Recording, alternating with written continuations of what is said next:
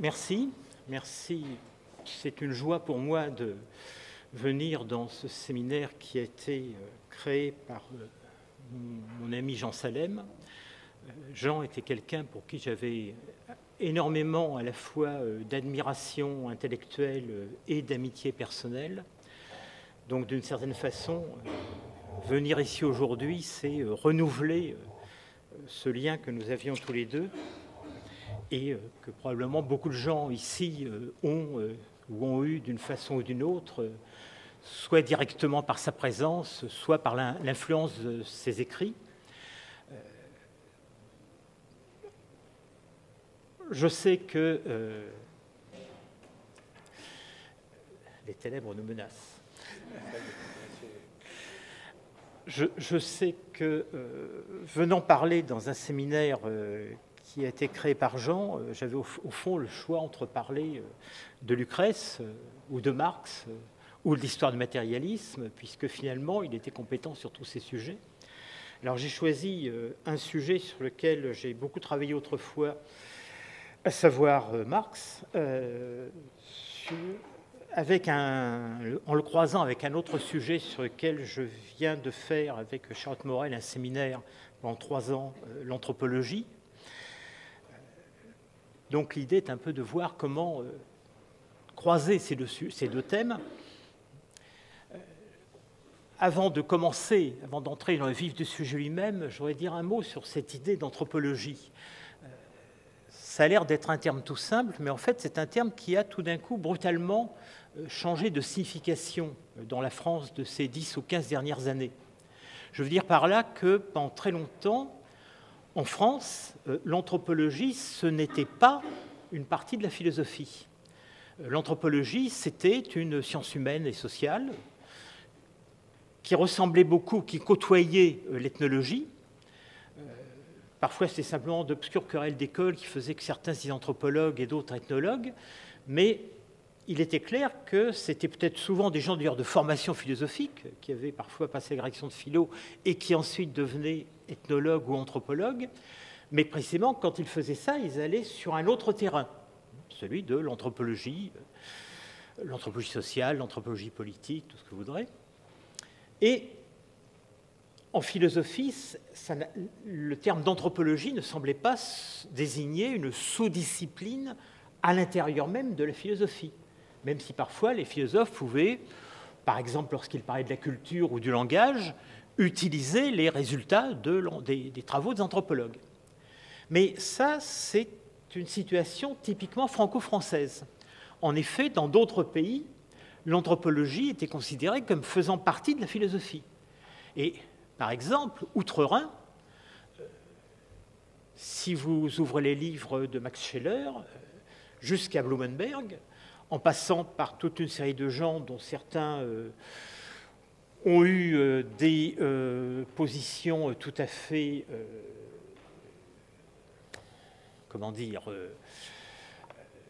tout à fait légitimes dans la période 33-45 et d'autres des positions beaucoup moins légitimes.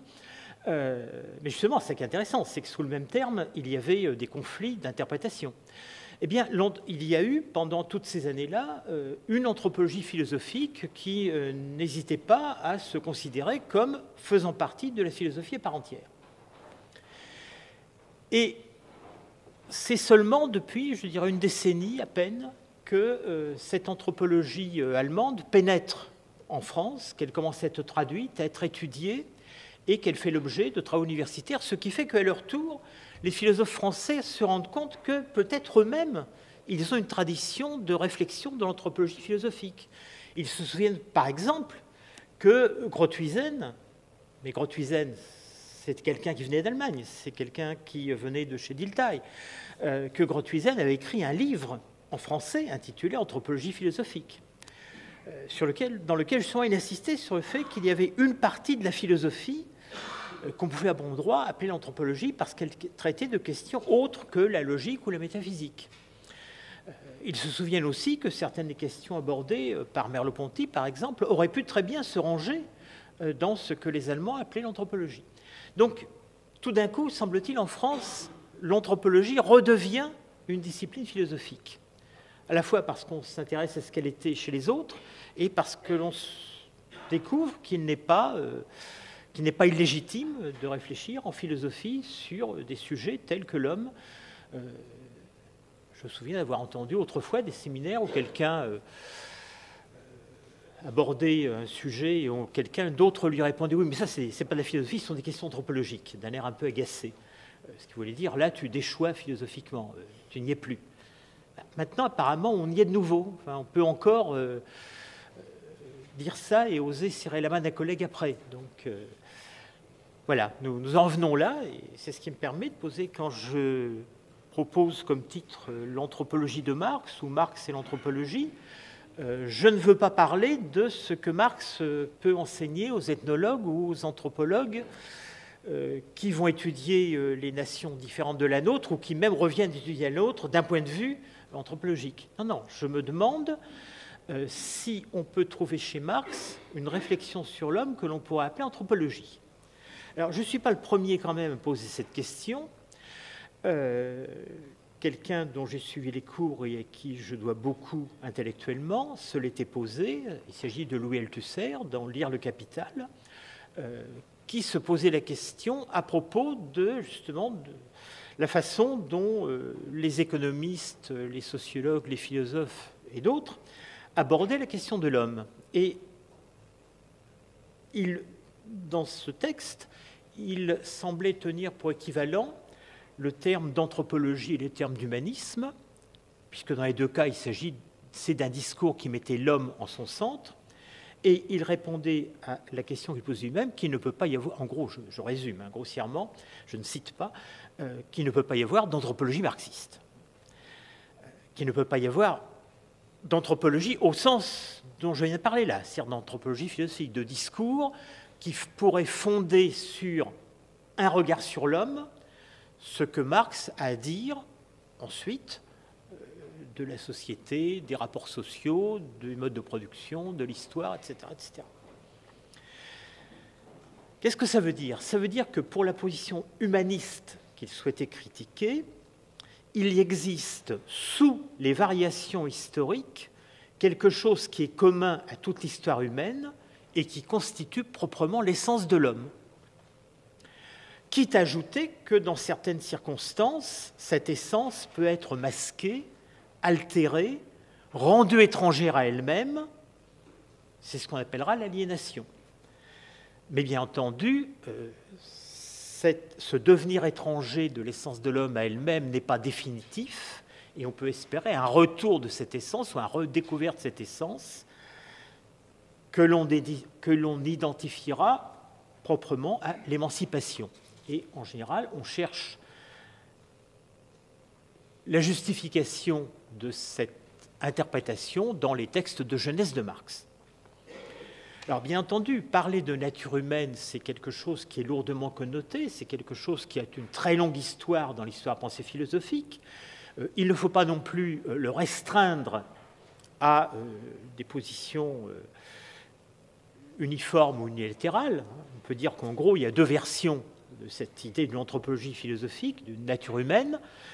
C'est celle qui d'un côté, celle qui considère la nature comme une norme. C'est la base d'un certain nombre de discours réactionnaires ou libéraux qui consistent à dire qu'il y a des gens qui s'éloignent de la nature et que, bien entendu, ce qui s'éloigne de la nature finira par s'effondrer. Et un discours, par exemple, qu'on utilise contre toutes les tentatives d'émancipation, de réforme, de révolution, en disant ce que vous proposez, ce n'est pas dans la nature humaine finira par l'emporter, et donc il y aura une catastrophe, et ensuite on reviendra à des normes plus saines, etc. Alors l'autre version, celle qu'on trouve plutôt en milieu progressiste, ou même dans les interventions marxisme, c'est celle qui considère la nature non pas comme une norme, mais plutôt comme une revendication. Et là, le discours consiste à dire il y a une nature humaine qui est la nature de l'homme travaillant, la nature de l'homme qui aspire à la liberté, à l'émancipation par le travail. L'aliénation rend son travail étranger à ce qu'il est, il n'est plus le maître des produits de son travail et il ne domine plus sa propre activité. Et donc c'est cette aliénation qu'il faut supprimer. Et ainsi, ce discours humaniste, ce discours anthropologique, est un discours du retour de l'homme à lui-même, du surmontement d'aliénation qui lui avait fait perdre sa propre nature ou qui l'avait éloigné de sa propre nature. Et donc, on a vu toute une série d'interprétations qui visaient à fonder le marxisme sur une anthropologie du travail. Alors, une anthropologie de la praxis, cette praxis se révélant en général avoir comme figure dominante le travail humain. Alors, ça revient à dire qu'il existe une sorte d'essence anhistorique de l'homme qui serait le sujet, le support des modes de production successifs. C'est cette idée que refusait Althusser. Avant de venir à Marx, je voudrais faire remarquer que cette anthropologie du travail a eu, indépendamment même de Marx, un certain succès en France, notamment dans les milieux progressistes, dans tout le XXe siècle, avec l'opposition entre les qualités du travailleur, les qualités qui sont liées au travail, la rédemption par le travail. Au fond, dans les milieux d'éducation, c'est quelque chose qui est à la base de l'idéologie qu'on trouve, par exemple, dans le mouvement Freinet. Le mouvement Freinet est entièrement fondé sur une philosophie du travail. Et tu parlais de Deligny tout à l'heure. On peut dire que ce qui distingue quelqu'un comme Deligny de quelqu'un comme Freinet, ou même de quelqu'un comme Makarenko, qui pourtant le sont identifiés, c'est l'espèce de retrait, de distance que Deligny prend à l'égard de cette philosophie du travail. Donc oui, l'authenticité du mode du travail, la critique du travail en miettes, qui a été la base de toute une partie de la sociologie française depuis Friedman, l'espérance de trouver un travail qui ne serait pas aliéné, etc., j'en passe, et ils étaient nombreux. Alors, je reviens à ma question, est-ce qu'on peut trouver une anthropologie philosophique chez Marx? Alors, ça veut dire en fait deux sous-questions. La première, ce serait, est-ce qu'il y a chez Marx, est-ce qu'on peut trouver chez Marx quelque chose d'anhistorique, quelque chose d'universel qui expliquerait l'histoire et qui en serait en quelque sorte le fondement, et qui serait donc quelque chose comme une nature humaine, même si c'est évidemment très différent de la nature humaine des philosophes classiques. Et la question numéro 2, la sous-question numéro 2, ce serait cet élément commun, ce qu'il y a de commun à toutes les sociétés, à tous les modes de production, est-ce que c'est suffisant pour fonder une anthropologie du travail? Parce qu'après tout, c'est vrai, c'est incontestable que Marx parle beaucoup du travail, et pas seulement du travail en régime capitaliste, et pas seulement dans les manuscrits de 1944 ou l'idéologie allemande. Je veux dire par là que, aussi bien dans l'introduction à la critique de l'économie politique de 1857, que dans les passages du Capital où il ne parle pas uniquement d'économie, on a des passages qui sont des réflexions sur ce que c'est que le travail humain, aucun doute là-dessus. Par exemple, dans le chapitre 7 du point de vue du Capital, le début de la section sur la plus-value absolue, vous avez une dizaine de pages sur ce que c'est que le travail, et qui ne concerne pas uniquement le travail en régime capitaliste, qui concerne le travail en général. Marx le souligne lui-même. Donc, après tout, ça peut paraître légitime de se poser la question du statut de ces pages que Marx consacre au travail en général, si j'ose utiliser l'expression. Ou, plus exactement, j'utilise l'expression que Marx emploie en français, le travail sans phrase. Pas le travail de l'esclave, pas le travail de l'ouvrier, pas le travail du serf féodal, le travail en général, le travail sans phrase. Comme on dit, la mort sans phrase. Alors, je propose de regarder deux textes de Marx, enfin un d'abord, et un deuxième si on a le temps, je me préviendrai. Alors, ce premier texte, c'est justement celui que je citais tout à l'heure, l'introduction de 1857. Celle justement à laquelle se réfèrent Althusser et les autres participants du séminaire qui a donné lieu à lire le Capital, même plus qu'au Capital lui-même. La première chose à constater, c'est que ces textes semblent donner raison à Althusser, de fait, lui donnent raison. D'une part, parce qu'on y trouve une critique constante de la notion de nature humaine, de l'usage que les économistes font de la nature humaine. Et ce qui est intéressant, c'est que Marx ne se limite pas aux économistes, mais qu'on va le voir, il l'étend, cette critique, à d'autres discours, ceux du XVIIIe siècle, ceux des philosophes du XVIIIe siècle. Il y a un terme qui est devenu classique dans le langage marxiste, c'est le terme de robinsonade, pour désigner ces discours. Et d'autre part, parallèlement à cette critique de robinsonade, Marx se pose au passage la question de ce qu'il y a de commun aux différentes époques de la production, aux différentes formations sociales, et la question sera qu'est-ce qu'il y a de commun? Donc une partie, j'ose dire, destructive et une partie constructive. Alors, je cite le texte, c'est dans les premières pages de l'introduction. Excusez-moi, c'est un peu long, mais je crois qu'il faut le laisser entier. Je rectifie au passage traduction courante. L'objet de cette étude est tout d'abord la production matérielle des individus produisant en société, donc une production d'individus socialement déterminés. Il ne parle pas de la production des individus, il veut dire la production par des individus. Il parlera ensuite de la production des individus, mais ça viendra après. Donc une production d'individus socialement déterminés, tel est naturellement le point de départ. Donc voilà, le point de départ que Marx va donner à sa recherche, c'est la production matérielle qui est faite par des individus produisant en société. Il continue. Le chasseur et le pêcheur individuel et isolé, voilà Robinsonade, par lesquels commencent Smith et Ricardo, font partie des plates fictions du XVIIIe siècle. Alors on a envie de dire, mais Ricardo, ce n'est pas le XVIIIe siècle, mais justement, il veut dire, Smith et Ricardo s'appuient sur la structure construite par la philosophie du XVIIIe siècle. Bon, elles font partie des plates fictions du XVIIIe siècle. Ce sont des robinsonades qui n'expriment nullement, comme se l'imaginent, je ne sais pas traduire, les Kulturhistoriker, les historiens de la culture, les historiens de la civilisation. Elles n'expriment nullement une simple réaction contre des excès de raffinement et un retour à un état de nature mal compris. De même, le contrat social de Rousseau, qui, entre des sujets indépendants par nature, établit des relations, des liens au moyen d'impact, ne repose pas davantage sur un tel naturalisme. Ce n'est qu'apparence, apparence d'ordre purement esthétique dans les petites et grandes robinsonades. Il s'agit en réalité d'une préfiguration de la société bourgeoise qui se préparait depuis le XVIe jusqu'au XVIIIe siècle, où elle marchait à pas de géant vers sa maturité.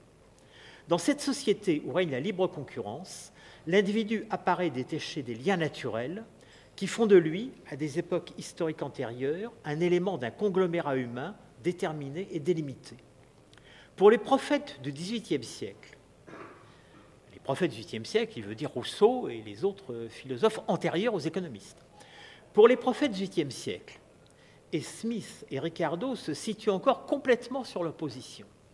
Cet individu du XVIIIe siècle produit d'une part de la décomposition des formes de société féodale, d'autre part des forces de production nouvelles qui se sont développées depuis le XVIe, apparaît comme un idéal qui aurait existé dans le passé.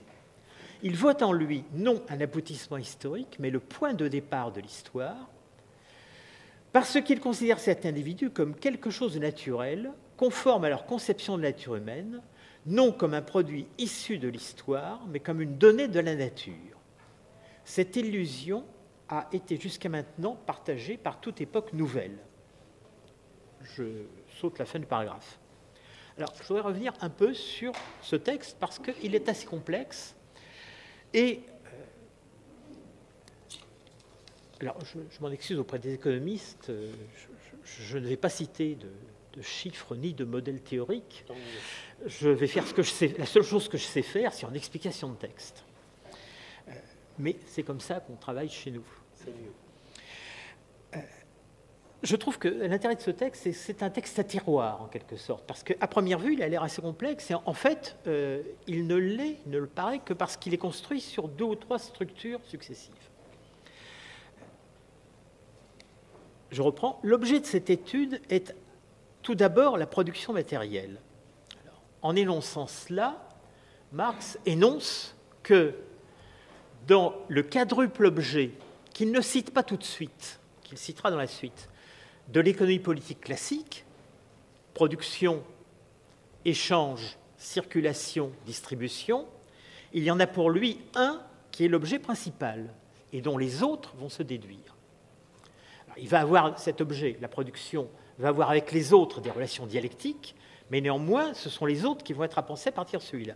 Donc, en énonçant simplement cette première phrase, l'objet de cette étude est tout d'abord la production matérielle. Marx déjà prend position par le silence, par ce qu'il supprime, par ce qu'il ne nomme pas, à l'égard de l'économie classique. Il dit « Je viens sur votre terrain, mais je choisis un de vos objets comme l'objet privilégié. » La production matérielle, et il précise, des individus produisant en société, donc une production d'individus, une production par des individus, je m'excuse de traduction un peu lourde, mais c'est pour que ce soit clair, une production qui est socialement déterminée, tel est naturellement le point de départ. Donc ça veut dire qu'ensuite, on ira ailleurs, mais le point de départ, c'est la production faite par des individus, elle est socialement déterminée. Autrement dit, dès que Marx dit production, il faut comprendre telle production, et non pas la production. L'important dans la Bestimmung, la détermination qui accompagne automatiquement la production comme point de départ, c'est qu'elle n'est pas la production en général, terme vide, mais la production dans tel mode de production particulier. C'est ça que veut dire mode de production, ça veut dire production socialement déterminée. Autrement dit, on est immédiatement, on est toujours déjà jeté dans la spécificité d'une production sociale particulière et non pas dans ce fantôme que serait la production générale. Et la preuve, c'est qu'aussitôt, il va attaquer le personnage clé de Smith et de Ricardo, c'est-à-dire l'individu producteur en général. Je cite, « Le chasseur et le pêcheur individuel et isolé, par lesquels commencent Smith et Ricardo », j'arrête ici ma lecture de la phrase, donc voilà, il désigne l'adversaire qui jusqu'ici est implicite, Smith et Ricardo, l'économique politique classique, et il désigne son objet, l'objet de départ des classiques, c'est le travailleur isolé, l'individu chasseur ou pêcheur. Alors pourquoi chasseur ou pêcheur? Pourquoi il dit chasseur ou pêcheur et pas artisan, ouvrier, etc. etc. Parce qu'on peut chasser tout seul, on peut pêcher tout seul. Autrement dit, ce que l'économie classique prend comme point de départ et qui est son tort aux yeux de Marx, c'est d'isoler le type de travail qu'un individu peut accomplir seul, afin de fonder mythiquement toutes sortes de travail sur cette activité d'un individu isolé. Et là, on a une anthropologie. Là, on a une réflexion à partir de l'activité d'un homme isolé, sur lequel ensuite on fondera l'analyse de la production, des rapports sociaux, etc. etc. C'est-à-dire précisément ce que Marx ne veut pas faire. Donc le chasseur et le pêcheur individuel et isolé, par lesquels commencent Smith et Ricardo, font partie des plates fictions du XVIIIe siècle. Et ensuite, il dit « Robinsonade ». Alors pourquoi Robinsonade? Évidemment, il fait référence au livre de Daniel Defoe, Robinson Crusoe, dans lequel on voit un individu qui est jeté par un naufrage sur une île déserte.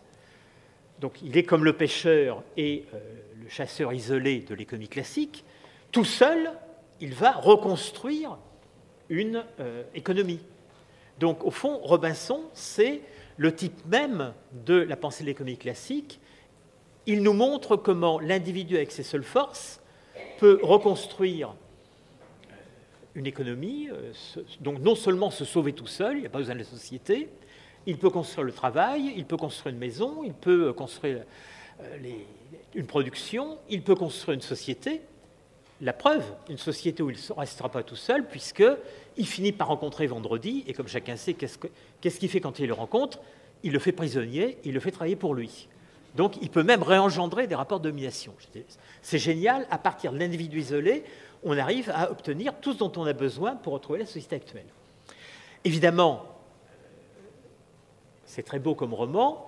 En tant qu'analyse, c'est un artefact, puisque Robinson arrive dans l'île, premièrement, avec tout le savoir-faire qu'il a hérité de sa vie antérieure.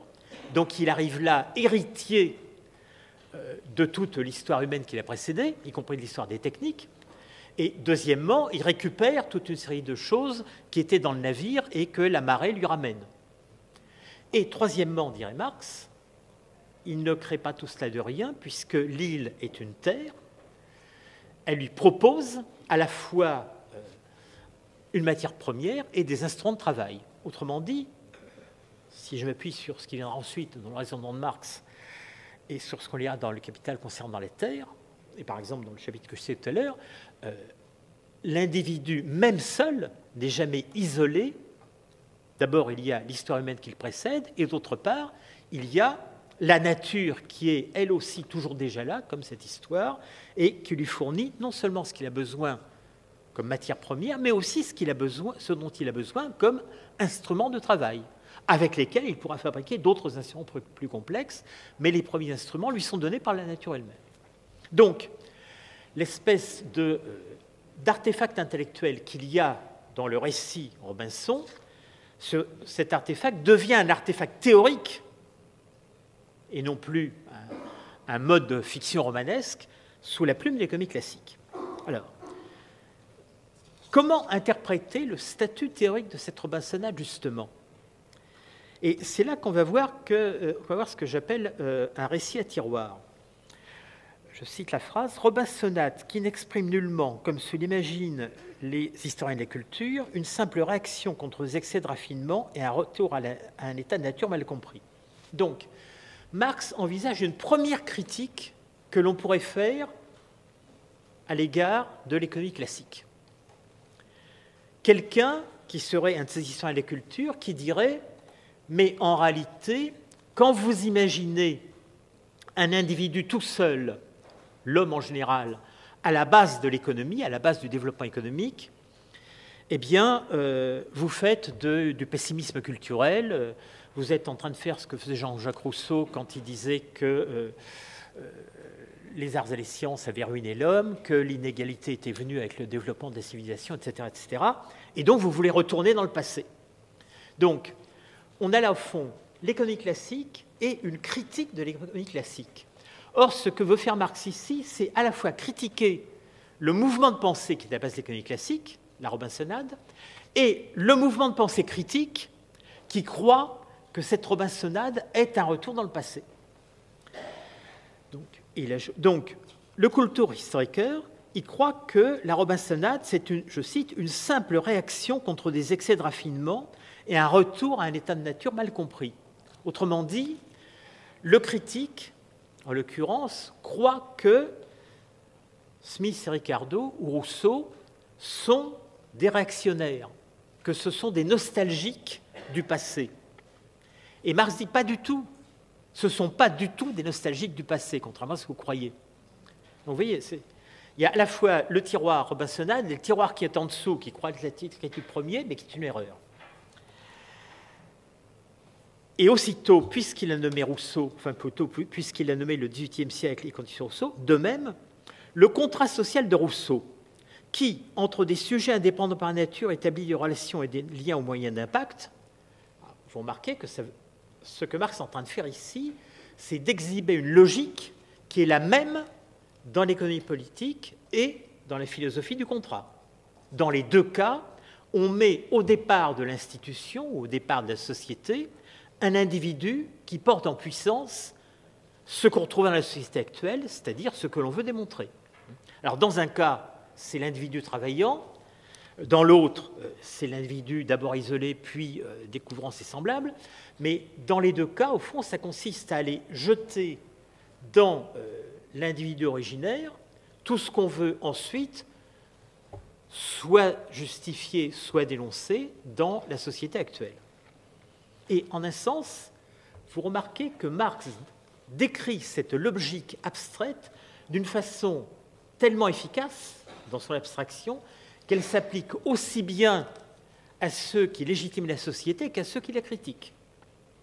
Ceux qui légitiment la société au nom de l'état de nature ne raisonnent pas autrement que ceux qui la critiquent au nom de l'état de nature. Dire « je vais étudier comment l'homme vivait à l'état de nature » pour prouver que la société fonctionne bien, c'est très différent le contenu, mais ce n'est pas du tout différent dans la logique instrumentale de ceux qui disent « je vais étudier la société dans son origine individuelle pour dire pourquoi elle fonctionne mal maintenant. Donc, à la limite, on pourrait dire, vous pouvez mettre sur le même plan Hobbes, Locke et Rousseau. Hobbes défend la société telle qu'elle est, Rousseau la critique telle qu'elle est, Locke la défend telle qu'elle est, tout en remarquant que dans certains cas, on peut la remodeler ou l'améliorer, voire se débarrasser d'un mauvais gouvernement.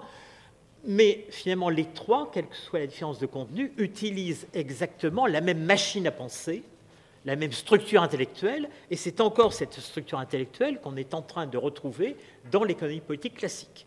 Sauf que là, elle ne sert pas à penser le contrat, elle sert à penser le mode de production. Donc, Rousseau et son contrat social ne reposent pas plus sur une nostalgie de la nature ancienne que les prophètes du XVIIIe siècle ou Smith ou Ricardo, les fondateurs de l'économie classique. Tous ces gens qui pensent à travers le mythe du chasseur, du pêcheur individuel ou de l'homme de Rousseau isolé dans sa forêt d'avant le déluge, ou de l'homme de Rousseau par la société commençante, finalement, ce ne sont pas des nostalgiques. Ce ne sont pas, comme justement on l'a longuement reproché à Rousseau, ce ne sont pas des gens qui rêvent du retour en arrière. Ce sont au contraire des gens qui, je cite, se livrent à une Vorwegnahme, on traduit d'habitude anticipation, mais je crois que préfiguration serait plus exact comme terme. Ce sont des gens qui voient dans la société bourgeoise telle qu'elle se développe, telle qu'elle est en train de se développer du XVIe au XVIIIe, les premiers symptômes de ce qui va bien fonctionner ensuite. Je cite le texte de Marx, il s'agit en réalité d'une anticipation, d'une préfiguration de la société bourgeoise qui se préparait depuis le XVIe siècle et qui, au XVIIIe, marchait à pas de géant vers sa maturité. Dans cette société où règne la libre concurrence, l'individu apparaît détaché des liens naturels. Autrement dit, l'individu isolé dont ils rêvent tous, ce n'est pas du tout une figure mythique du passé, ce n'est pas simplement une construction abstraite, c'est quelque chose qu'ils ont sous les yeux et qui est produit par leur temps. L'individu isolé, il existe, mais il existe sous leurs yeux.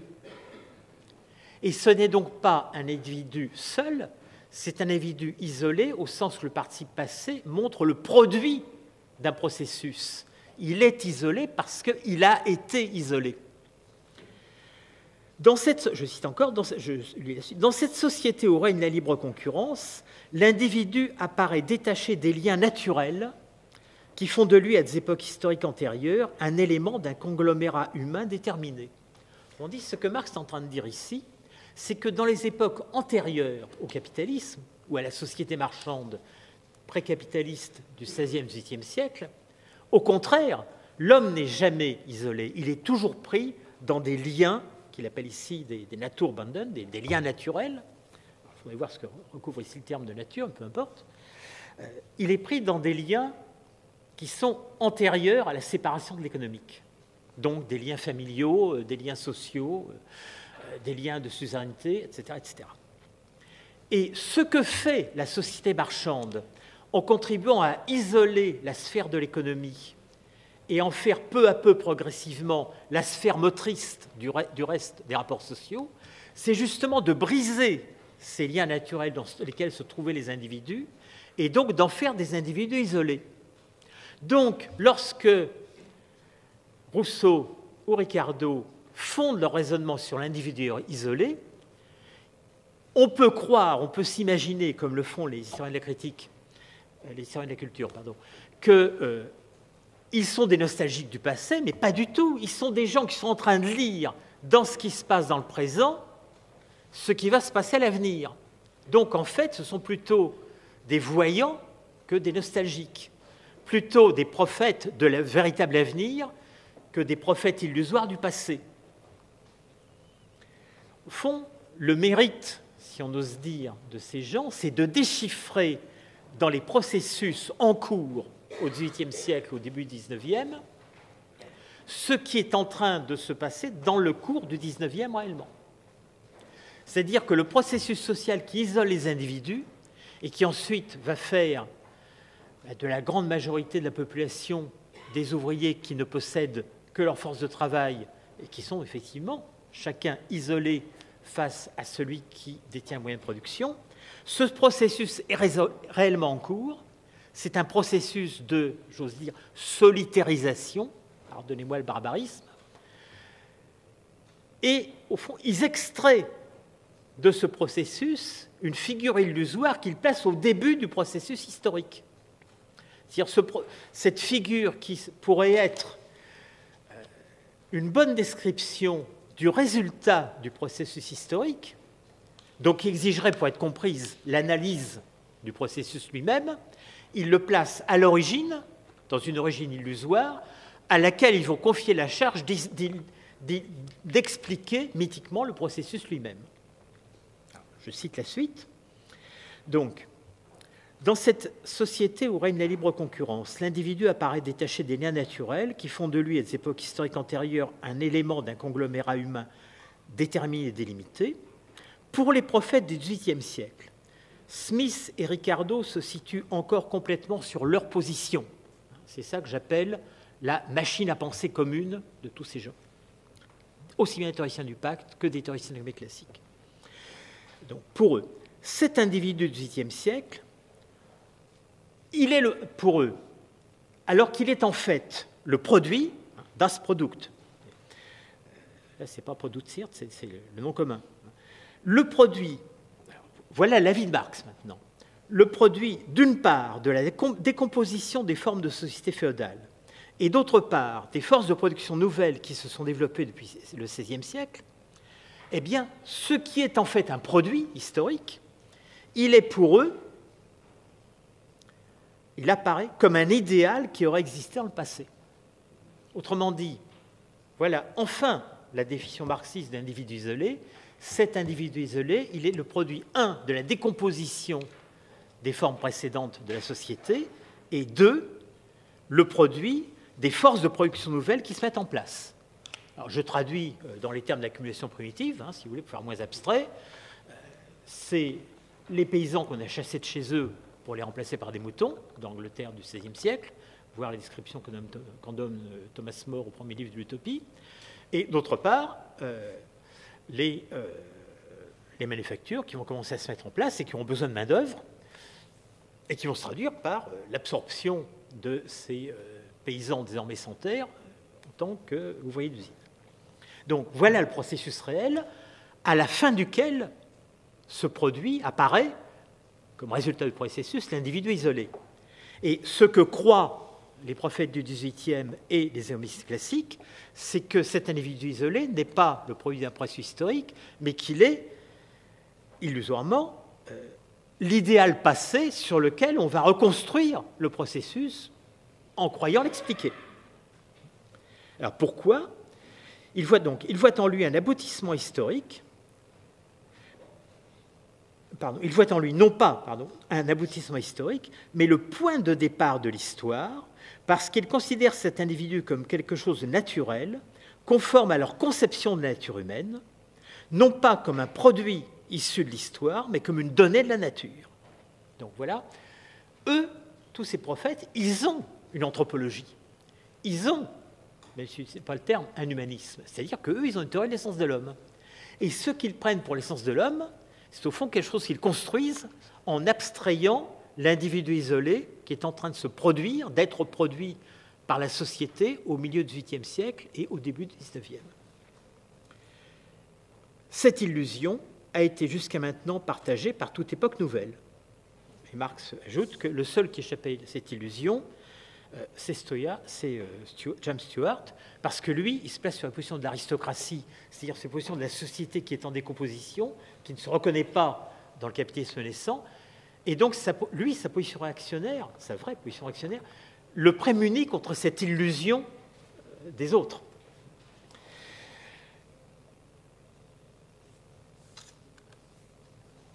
Quelle conclusion tirer de ces premières lignes de l'introduction du 157 ? D'abord, ça montre que pour Marx,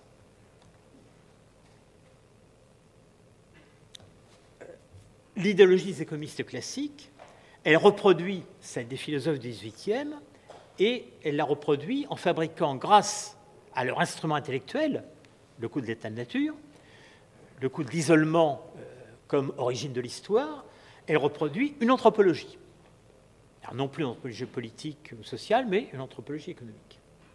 Plus exactement, il s'agit de ce qu'on pourrait appeler une anthropologie de la Genèse. L'homme au travail, le pêcheur, le chasseur, engendre la valeur, la marchandise, le capital, et peu à peu permet d'expliquer génétiquement l'ensemble de la société humaine dans son versant économique.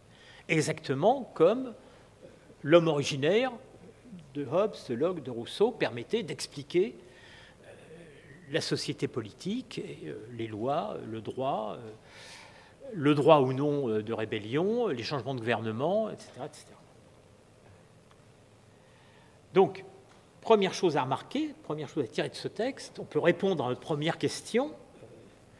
Effectivement, l'objet de la critique de Marx, une fois qu'on a éliminé la critique naïve qui prend ce discours pour un simple discours nostalgique, c'est cet instrument de pensée qui est le passage par l'origine, par l'individu originaire, et il faut lui substituer autre chose qui consiste à analyser la production en tant qu'elle est dispersée, distribuée dans chacune de ces époques sociales. Donc, on ne peut pas expliquer ni le féodalisme, ni la commune primitive, ni l'esclavagisme avec les catégories qui expliquent le capital. Et symétriquement, on ne peut pas expliquer le capital en s'imaginant qu'il représente des catégories naturelles éternelles. Au contraire, il faut essayer de démontrer comment elles se sont édifiées et dans quelles conditions non vues, non aperçues, non reconnues par les économistes, il peut fonctionner. Deuxième question maintenant, mais est-ce qu'il n'y a pas quand même quelque chose de commun aux différentes époques? Alors oui, il y a quelque chose de commun, finalement, je fais grâce de la lecture de la suite. Il y a quelque chose de commun qui fait qu'à toutes les époques, les hommes produisent. À toutes les époques, les hommes mangent. Dans la plupart des époques, les hommes ne mangent pas toujours ce qu'ils produisent, mais échangent avec d'autres. Et dans la plupart des époques, les hommes sont attribués à des places particulières dans le processus de production. Ils peuvent être ouvriers ou capitalistes, paysans ou propriétaires fonciers, maîtres ou esclaves, suzerains ou serfs, et aussi prêtres, poètes calendriers, tout ce que vous voudrez, toutes les fonctions diverses qui peuvent exister dans une formation sociale. Donc effectivement, il y a bien des éléments communs, mais ce que Marx répète avec insistance dans tout ce texte, c'est que ces éléments communs, il ne dit pas que c'est rien, mais il laisse toujours entendre que ce n'est pas grand-chose. Quand il doit trouver des termes pour les désigner, il dit que ce sont des banalités. Et dès qu'on veut aller un peu plus loin que la banalité, il dit que ce sont des tautologies. Donc, si on veut répondre à notre question initiale, y a-t-il une essence commune de l'homme par-delà les différents modes de production? Réponse, oui, quelques banalités, quelques tautologies. Donc il semblait bien, si on en reste là, qu'il puisse y avoir, du coup, une sorte d'historicisme chez Marx, un historicisme négatif. Il n'y a presque rien de commun aux différentes époques qui pourrait servir de contenu à l'anthropologie. Dans les textes méthodologiques, il insiste toujours pour réduire l'universalité et mettre au premier plan la spécificité de chaque mode de production. Alors, cela dit, c'est quand même intéressant de regarder de près ce qu'il dit de ces quelques éléments communs, parce qu'il en dit quand même un certain nombre de choses. Notamment, je mentionnais tout à l'heure, dans les rapports entre la production, la notion de production et les autres notions. Et ce qu'il en dit ici a l'air d'être, je n'ose pas dire anhistorique, mais transhistorique. La production, dit-il, produit la consommation. Premièrement, parce qu'elle lui fournit la matière. Deuxièmement, parce qu'elle détermine le mode de consommation. Troisièmement, parce qu'elle fait naître chez le consommateur le besoin de produits posés simplement par elle sous forme d'objets. Autrement dit, la production, elle produit à la fois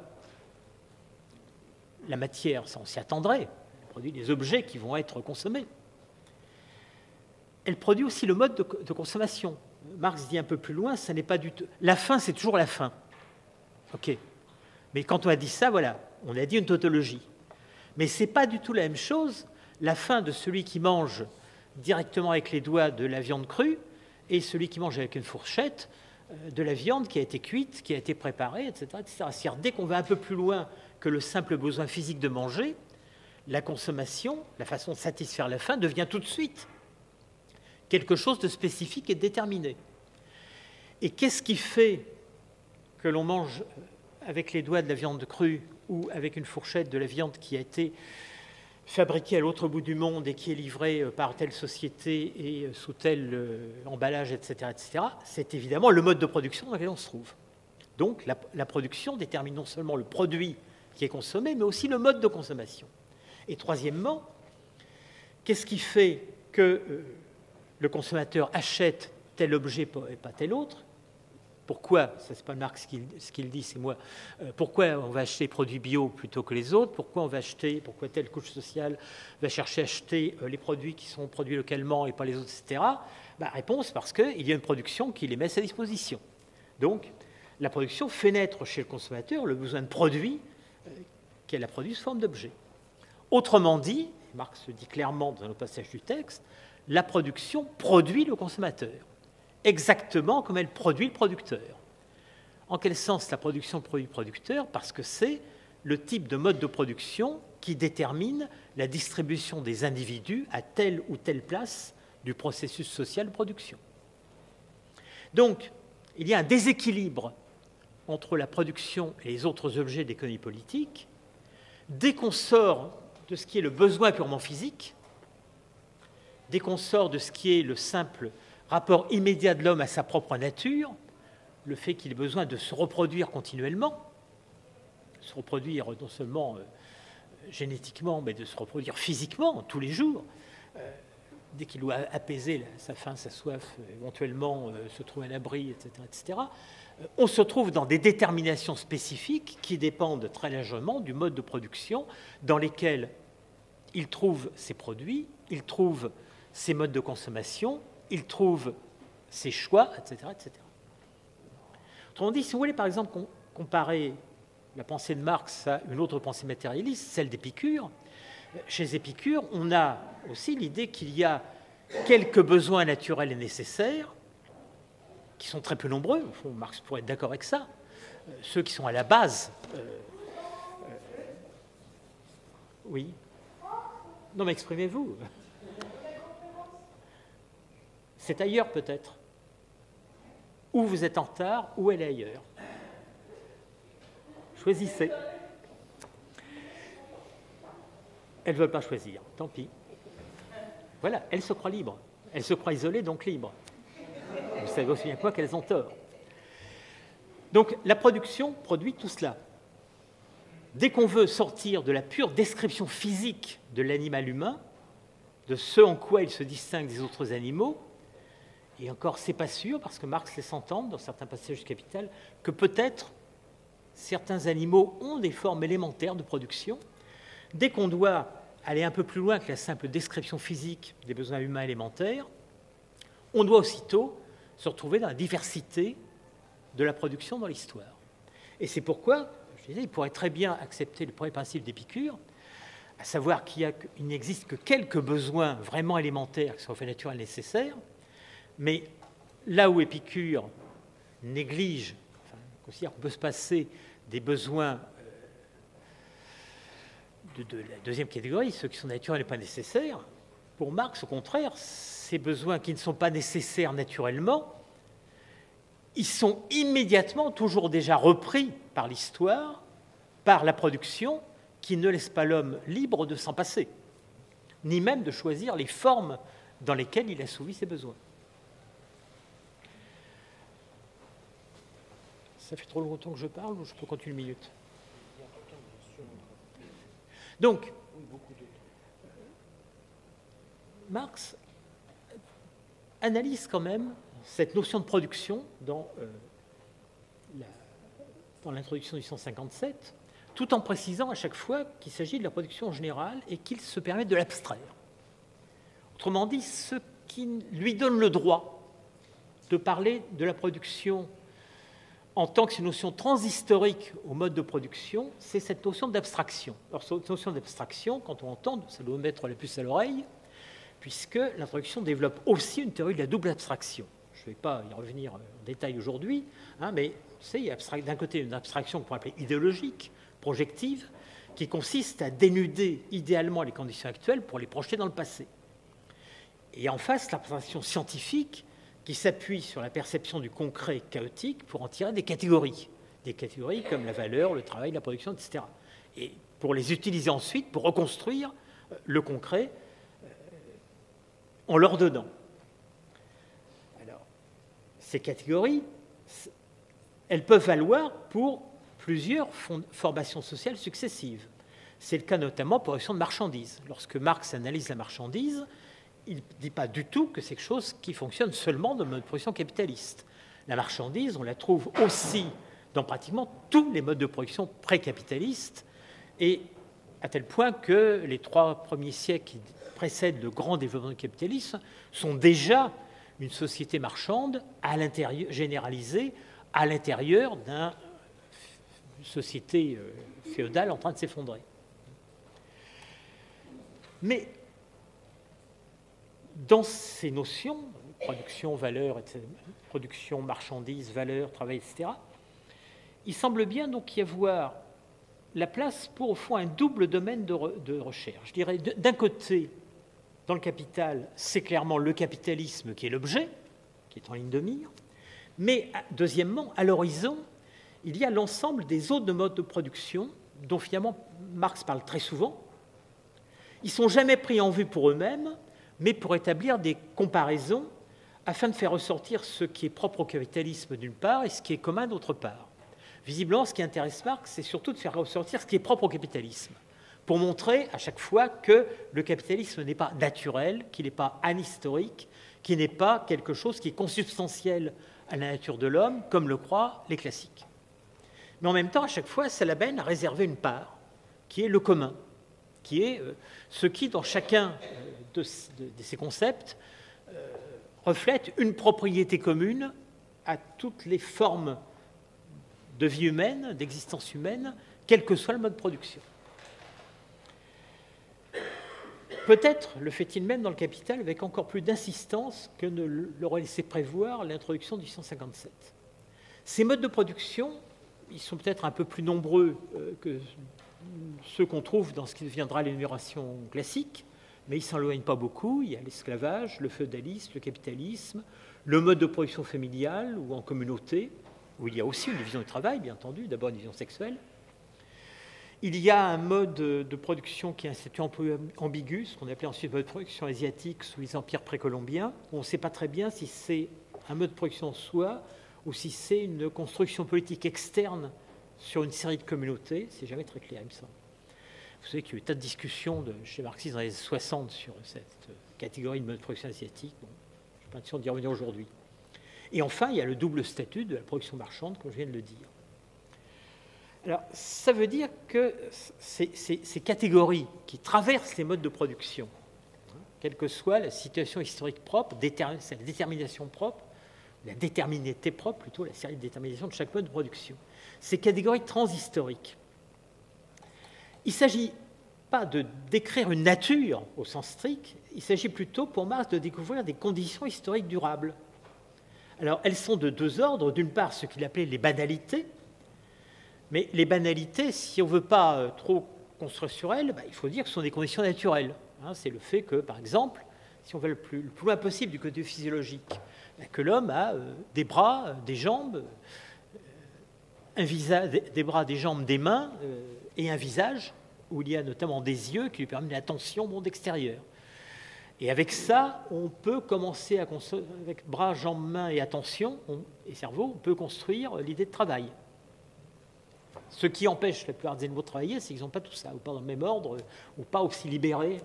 Je vous renvoie à Leroi-Gourhan et les autres anthropologues pour discourir là-dessus. Mais c'est ces fondations anthropologiques, elles sont naturelles en deux sens. D'une part, en ce sens qu'elles sont physiologiques, et en un autre sens qui n'est pas celui d'une essence anhistorique, j'insiste, mais plutôt d'un rapport externe à la nature, c'est ce que la nature fournit à l'homme et qu'il peut transformer. C'est-à-dire que ce rapport externe lui-même se transforme. En effet, ce qui est d'abord des dons de la nature, ça devient très vite, sous la main de l'homme, des produits issus de l'histoire. Quand l'homme, au bout d'un certain temps, travaille l'agriculture, par exemple, il travaille avec des graines qui ont été formées par une sélection qui a été formée par l'homme. Il travaille dans l'agriculture et l'élevage avec des animaux, mais qui ne sont plus les animaux qu'il a connus au début de son existence, mais des animaux qu'il a lui-même transformés par des choix qui ressemblent beaucoup aux choix des agriculteurs. Autrement dit, le monde naturel, entre guillemets, dans lequel vit l'homme, c'est un monde humain, c'est un monde historique humain, même ce qui peut nous apparaître. Donc, l'ensemble de ce naturalisme marxien apparaît plutôt comme le repérage de conditions que comme la description d'une essence. Donc, s'il y a une anthropologie ici, c'est plutôt une anthropologie des conditions qu'une anthropologie de l'essence. Donc, on pourrait, si on veut, reprendre le terme de nature humaine, mais ce terme nature humaine, il ne décrirait que, d'une part, des conditions physiologiques déterminées, que l'homme a pour la plupart en commun avec la plupart des animaux, et pour un certain nombre en commun avec beaucoup d'animaux, et un certain nombre d'entre elles seulement lui sont propres, et d'autre part, outre cette base minimale, la possibilité que lui donne la spécificité de son corps, de construire des conditions dont l'application historique sera à chaque fois différente. Donc de construire des conditions qui prendront un nouveau visage dans chaque moment historique. Alors, Marx a des expressions pour dire ça que je cite. Alors, je vais prendre cette fois le Capital, dans le chapitre 7. Quand il veut examiner ce qu'est le travail, il dit « Ainsi, il nous faut examiner d'abord le mouvement du travail utile en général, abstraction faite de tout cachet particulier que peut lui imprimer telle ou telle phase du progrès économique de la société. » Abstraction faite de tout cachet particulier. Donc, il existe bien une espèce de résidu qui est le minimum nécessaire pour ce que d'autres appelleraient une nature humaine, mais on ne peut le faire que par abstraction. Donc, par abstraction, on peut construire le travail sans phrase, comme disait hier. Je cite quelques passages plus loin. Pour analyser le rapport de l'homme avec la nature dans le travail, le procès de travail tel que nous venons de l'analyser dans ces moments simples et abstraits, l'activité qui a pour but la production de valeurs d'usage, l'appropriation des objets extérieurs aux besoins, est la condition générale des échanges matériels, il faut noter le général, des échanges matériels entre l'homme et la nature, une nécessité physique de la nature humaine, donc voilà le premier aspect, une nécessité physique de la nature humaine, donc la première strate la plus basse, la nécessité physiologique, donc anthropologique dans un sens très biologique du terme, et l'appropriation des objets extérieurs aux besoins, c'est-à-dire la deuxième strate, mais déjà on est sur le terrain des conditions historiques que va prendre cette appropriation.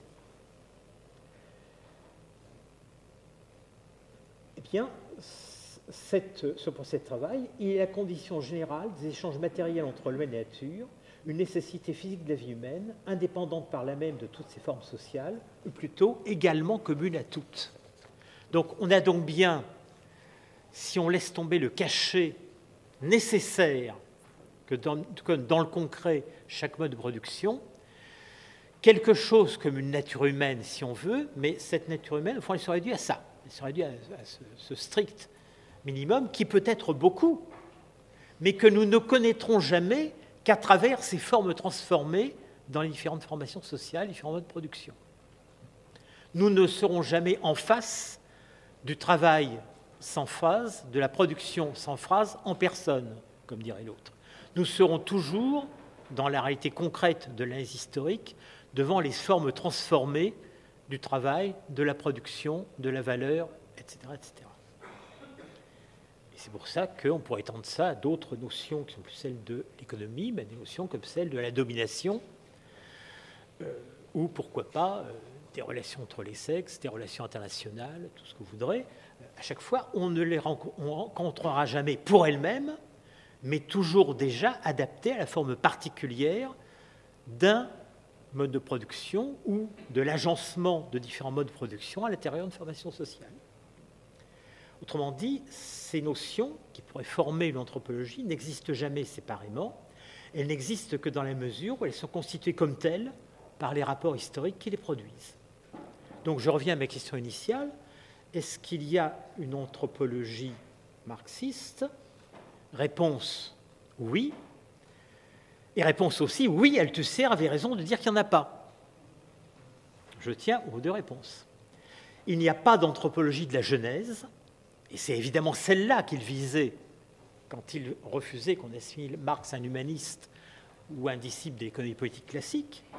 Il n'y a pas d'anthropologie possible qui déduirait d'une nature humaine solitaire toute la particularité de l'histoire humaine, voire par le concept d'aliénation, la possibilité de l'émancipation.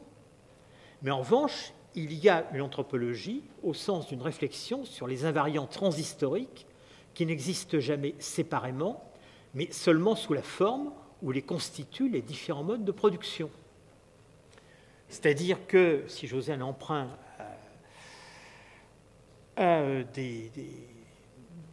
des analyses récentes, par exemple dans l'histoire empirisme, je dirais qu'à côté de l'anthropologie de la Genèse, il existe une anthropologie de la Constitution, et que celle-là a une place à l'intérieur de la pensée de Marx, même s'il n'utilise pas ces termes-là. Simplement, cette anthropologie, il faut, exactement comme pour tout le reste, la penser dans son bon ordre, c'est-à-dire penser la production d'abord, et le reste ensuite, on l'a vu. C'est pourquoi il faut bien se garder, comme on y serait porté spontanément, et comme l'ont fait toutes les théories humanistes que je mentionnais au début, et toutes les philosophies du travail ou de la nature de l'homme travaillant, il faut se garder de penser la production sous la juridiction du travail, avec l'homme comme sujet. Il faut au contraire penser le travail sous la juridiction de la production, avec l'homme comme support et porteur de la production. Voilà, je vous remercie.